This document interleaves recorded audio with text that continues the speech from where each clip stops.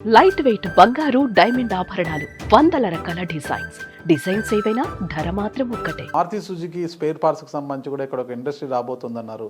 అవును, ఖచ్చితంగా. ఏదైతే ఈ బెంగళూరు చెన్నై ఎక్స్ప్రెస్ హైవే చిత్తూరు మీదుగా మన సిఎంసి ఎక్కడైతే రామాపురం దగ్గర ఉందో అక్కడ ల్యాండింగ్ పాయింట్ ఉంది. అలాగే తరచూరు ఎక్స్ప్రెస్ కూడా అక్కడే వచ్చే రింగ్ ల్యాండింగ్ ఉంది. అలాగే బుల్లెట్ ట్రైన్ ఏదైతే అనౌన్స్ చేసిందో కేంద్రము, అది కూడా వయా మన చిత్తూరు మీదుగా తిరుపతి, మళ్ళీ చిత్తూరు మీదుగా బెంగళూరు మైసూరు ఉంది. సో గాడ్ గిఫ్ట్ ఏమంటే 2 ఎక్స్ప్రెస్ హైవేస్ చిత్తూరు పట్టణాన్ని లింక్ చేస్తూ చెన్నై బెంగళూరు, చెన్నై ఈ ఆంధ్ర పోర్ట్లకి కనెక్టివిటీ ఉంది. కాబట్టి మారుతి సుజుకి వారిని మేము అప్రోచ్ అయ్యాం. సౌత్ ఇండియాలో మీరు ప్లాంట్ పెట్టండి, సౌత్ ఇండియన్సే ఎక్కువ మీ వాహనదారులు కొనేది, కానీ సేల్స్ పరంగా కూడా మాది సౌత్ ఇండియా ముందంజలో ఉంది. కాబట్టి మా చిత్తూరులో మీకు ఒక ల్యాండ్ ఉంది, దీన్ని మేము ఇస్తాము అన్నప్పుడు మా ముఖ్యమంత్రి గారికి కూడా ప్రపోజల్ పెడితే ఖచ్చితంగా ఆయన మీరు మీ కలెక్టర్ ద్వారా ఇదన్నీ రిపోర్ట్ చేసి వారితో మాట్లాడమన్నారు. మేము మాట్లాడడం జరిగింది. వారు ఇన్స్పెక్షన్కి వచ్చి మా ముఖ్యమంత్రి గారితో మీటింగ్ అయ్యి ఓకే అయితే ఖచ్చితంగా అది మన చిత్తూరుకే తీసుకొని వచ్చే విధంగా మేము పోరాడుతున్నాం. పరిశ్రమలు ఏర్పాటు చేయదలిచిన ఔత్సాహికులు ఎవరైనా ఇక్కడికి వచ్చి పరిశ్రమలు పెట్టాలంటే ఎలాంటి లాభాపేక్ష లేకుండా, మీకు కరప్షన్ అనేది లేకోకుండా సింగిల్ విండోలో వాళ్ళకి అనుమతులు ఇప్పించగలరా? ప్రభుత్వం ఇస్తుంది అని పదే పదే చెప్తున్నప్పుడు ఎమ్మెల్యేగా నాకేం అబ్జెక్షన్ ఉంటుంది? ప్రభుత్వం ఆడిచ్చిన లోకల్గా ల్యాండ్ అక్వైర్ చేయాల్సింది అంతా కూడా మీ ఆధీనంలోనే, అధికారం అంతా మీ ఆధీనంలోనే ఉంటారు కదా. ఎమ్మెల్యేకి మామూలు ముట్ట చెప్పకుండా ఎవరైనా ఒక పరిశ్రమను ఏర్పాటు చేయగలరా? ఈరోజు రాష్ట్రంలో చాలా చోట్ల పరిశ్రమలు పెట్టకుండా వెనక్కి వెళ్ళిపోతున్నట్టే గతం నుంచి తీసుకున్న కేవలం ఎమ్మెల్యేల యొక్క పనితీరు కారణంగా, ఎమ్మెల్యేల యొక్క లంచగొండితనం కారణంగానే వెళ్ళిపోతున్నాయి. అందుకు మీరు దూరంగా ఉంటారా? ఈరోజు మీ సుమన్ టీవీ ద్వారా యావత్ ఇండస్ట్రియలిస్ట్ ఎవరైతే చిత్తూరు పట్ల ఆసక్తి ఉందో, మీరు ఎవరైనా చిత్తూరుకు వచ్చి నేను ఇండస్ట్రీ పెడతాను అని చెప్పి మీరు ప్రపోజల్ ఇస్తే వితిన్ 30 days లోపల మీకు ల్యాండ్ అలాట్మెంట్తో పాటు మా ముఖ్యమంత్రి దగ్గర మీరు చెప్పినట్టే సింగిల్ విండో పర్మిషన్ ఇప్పించే బాధ్యత ఎమ్మెల్యేగా నేనే తీసుకుంటాను.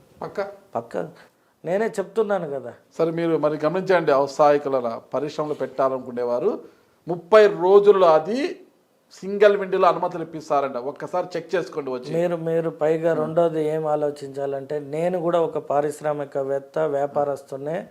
నాకు ఎదుటోడి కష్ట నష్టాలు తెలుసు కాబట్టి నేను ఫస్ట్ పరిశ్రమలు వస్తే పక్కన ఒక 10 ఎకరాలు ఉంటే పెరుగుతుంది చాలు అనుకునేవాడిని తప్పితే, ఎవరైతే ఆ ఇండస్ట్రీ పెట్టడానికి వచ్చిన వాడిని వాడు అడిగితే నాకు ఇవ్వగలిగేది ఏముంటుంది? వాడికంటే నేను గొప్ప స్థాయిలోనే ఉన్నా.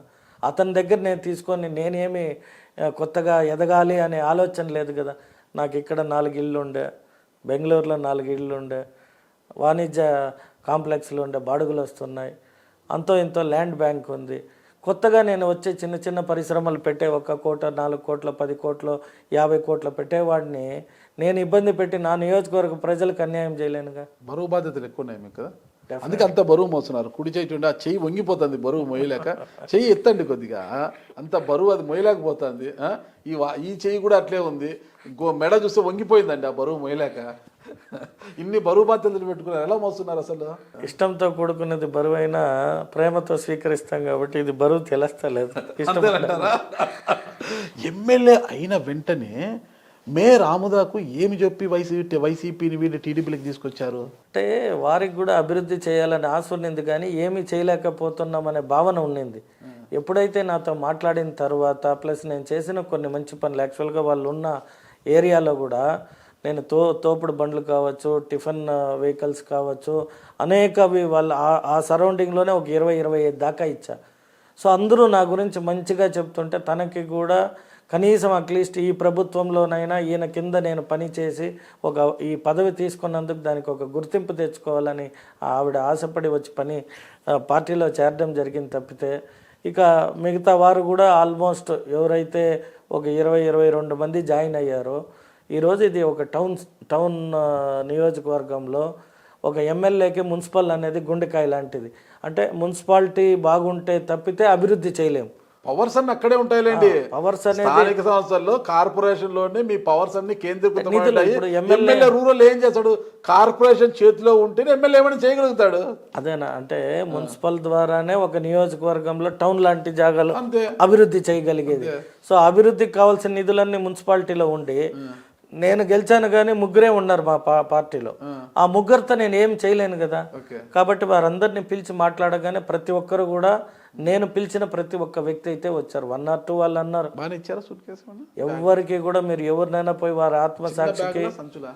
మీరు భగవంతుడి పైన ప్రమాణం చేసి వారిని అడగచ్చు, నన్నే అడగచ్చు. నేను అయితే ఎవరైతే వైఎస్ఆర్ పార్టీ నుండి మేయరు, డిప్యూటీ మేయరు, ఇంకొక 20 మంది వచ్చారో ఏ ఒక్కరికి కూడా 1 లక్ష రూపాయలు కూడా ఎవరికి ఇవ్వాల. నేను ఒకటే కోరుకున్నాను, నేను ఎమ్మెల్యే అభ్యర్థినైనా ఈ పట్టణాన్ని అభివృద్ధి చేయాలంటే మీ అందరు సహకారం కావాలి. అందులో గవర్నమెంట్ మాది కాబట్టి మీరందరూ వస్తే మీకు కూడా ఒక మంచి లైఫ్ ఉంటుంది. మీరు కూడా మీ మీ ఒక పరిధిలో రోడ్లు కావచ్చు, కాలువలు కావచ్చు అభివృద్ధి చేస్తే మీకు మంచి పేరు ఉంటుందని చెప్పగానే ప్రతి ఒక్కరు కూడా వచ్చారు, కష్టపడుతున్నారు. మీరు వారిని కూడా కలవచ్చు, వారితో కూడా డేటా తీసుకోవచ్చు. ఎక్కడ కూడా భావభేదాలు లేకుండా అందరికీ సమానంగా అక్కడ మళ్ళీ టీడీపీ నాయకుడిని కూడా వాళ్ళిద్దరితో కలిసి చట్టాపట్టాలు వేసుకొని పని చేసుకుంటున్నారు.